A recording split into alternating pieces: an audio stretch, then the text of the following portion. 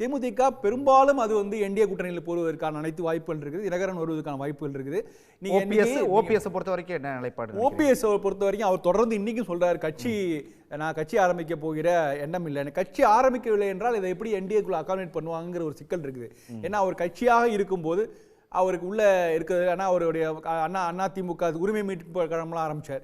So அதை எப்படி அவர் உள்ள அந்த என்டிஏக்குள்ள அகாமடேட் பண்றது, அதனால எடப்பாடி அதை வந்து ஒப்புக்கொள்வாரா அப்படிங்கிற கேள்வியெல்லாம் இருக்கு.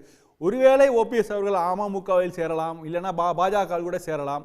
ஸோ அப்படி ஒரு இது வந்தும்போது அவரை வந்து உள்ள வர்றதுக்கான எந்த பிரச்சனையும் இருக்காது. ஆனால் தனிப்பட்ட அளவில் அவருடைய அமைப்பு சார்பாக உள்ள வர்றதுல நிறைய சிக்கல்கள் இருக்கும். அதை எடப்பாடி அவர்கள் ஏற்றுக்கொள்ள மாட்டான்னு தான் நினைக்கிறேன்.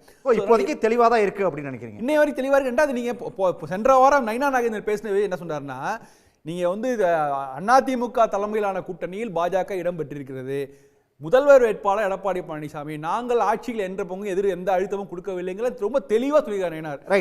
இதைத்தான் நம்ம எதிர்பார்த்துட்டு இருந்தாங்க. நம்ம விரிவா பேச